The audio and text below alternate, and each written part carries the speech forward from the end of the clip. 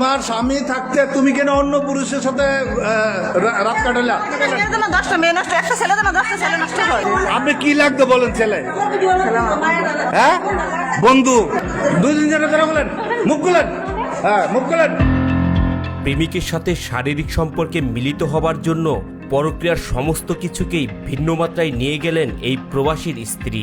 কোনো hotel, park বা বন্ধুর বাসা নয়, প্রেমিকের সাথে আনন্দঘন সময় কাটাতে হাসপাতালকেই বেছে নিলেন তিনি।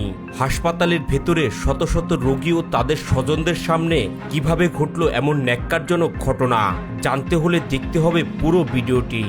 আপনি কালকে রাত্রে এই করবাই হসপিটালে আপনার সাথে যে ছেলে ছিল, আপনার কি হয়? আপনি বলেন কেন এই অবৈধ কাজ করতে হইলেন? এখানে আমাদের পরিবেশটা নষ্ট করছেন। যারা সেবা প্রত্যাশী তাদের কাছে আমি অভিযোগ পেয়েছি। 2 সন্তানের জননী শারমিন আক্তার। প্রবাসী স্বামী নিজের স্ত্রী আর সন্তানের জন্য বিদেশে হাড়ভাঙা পরিশ্রম করে যাচ্ছেন। বাইরে থেকে সবকিছু স্বাভাবিক মনে হলেও দেশে থাকা এই প্রবাসীর স্ত্রীর ভেতরে চলছিল এক গোপন অধ্যায়। স্বামী বিদেশে ভালো কাজ জোটানোর আগেই দেশে পরক্রিয়া প্রেমিক জুটিয়ে ফেলেন শারমিন। আপনার নাম কি? শারমিন, আপনার বাড়ি কোথায়? দজনগর। তা আপনি ওই যে ছেলেটা ছিল তার নাম কি? আপনি মুখোশ খুলেন? হ্যাঁ, তা আপনি এইসব নোংরামি কাজ করতে হাসপাতাল কেন আসলেন?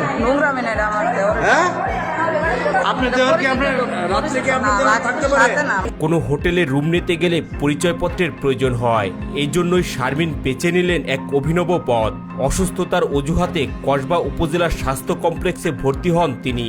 সাথে ছিল এক যুবক, যাকে প্রথমে পরিচয় করানো হয় তার আত্মীয় বলে। এই আপনারা বলেন তো, রাত থেকে মুখ ঘুরা ছিল? দুজনে আন্দাজে ঘুমাইছে না? ওনার কি বিয়ে হয়েছে? ছেলে মেয়ে থাকলে আরেক বেটার সাথে রাত কাটা কিভাবে? আপনি বলেন, এখন বলেন, আপনি মুখ খোলেন, নাহলে আমি কিন্তু পুলিশকে ডাকবো। মুখ খুলেন, 2 দিন ধরে বলেন, মুখ খুলেন, হ্যাঁ মুখ খুলেন, এদিকে যান, মুখটা করেন না, 2 জনে ধরে মুখটা বলেন, হ্যাঁ মুখটা বলে সুতা করেন।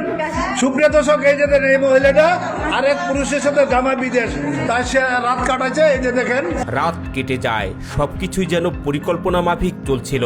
কিন্তু পরদিন সকালেই পরিস্থিতি পাল্টাতে শুরু করে। রিলিজ নিতে গেলে হাসপাতাল কর্তৃপক্ষের সন্দেহ তৈরি হয়। প্রশ্ন করা শুরু হলে হঠাৎ করেই সেই ব্যক্তির আচরণ হয়ে ওঠে অস্বাভাবিক। এরপরে সবার চোখের সামনে থেকে পালিয়ে যান তিনি। আপনি কি লাগতো বলেন ছেলে? হ্যাঁ বন্ধু, একটা ইসলামের দৃষ্টিতে হচ্ছে কোনো মহিলাদের পুরুষ বন্ধু হইতে পারে না। আপনি কেন জামাই থাকতে আরেক পুরুষকে বন্ধু বানালেন? বলেন, আপনার জামাই কি বিদেশ না দেশে? বাইরে। এই যে কলঙ্কটা করলেন, আমি কিন্তু আপনার দজনগর সব চিনি, কিন্তু আপনি কিন্তু ছাড় পাবেন না। আমি ওখানে গিয়ে এবারে বলবো। পরিস্থিতি সামাল দিতে শারমিন ফোন করেন তার মাকে। তার মা ঘটনাস্থলে এসে প্রথমে জানান সাথে থাকা ব্যক্তি নাকি তার দেবর। কিন্তু প্রশ্ন থেকেই যায়, একজন দেবর কিভাবে একই রুমে কেবিনে রাত কাটান? আপনি মেয়ে কার যাই হোক, একটা হসপিটালে অনৈতিক কাজ করা যাবে না। এটা হসপিটাল কি অনৈতিক কাজ? তার দেবরের সাথে কি ভাবি থাকতে পারে? এদিকে পাশের কেবিনের স্বজনরা জানান তারা দুজনকে একসাথে সারা রাত দেখেছেন। এই মেয়েটাদের রাতের বেলা আরেক পুরুষের সাথে রয়েছে, এটা সঠিক কিনা? সঠিক আপনারা আছেন, সঠিক কিনা?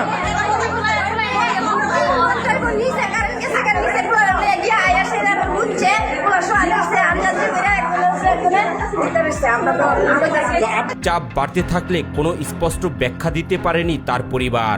পরে জানা যায় তিনি তার কোনো আত্মীয় নন, বরং ব্যক্তিগত সম্পর্কে জড়িত সাব্বির নামের এক ব্যক্তি, যার সাথে সারা রাত কেবিনে অবস্থান করছিলেন। আমি বলতে চাই, বা এটা কি সঠিক নেই বলেন? 100% ছেলে কইছে আমার। এই ঘটনাটা কি সঠিক কিনা বলেন?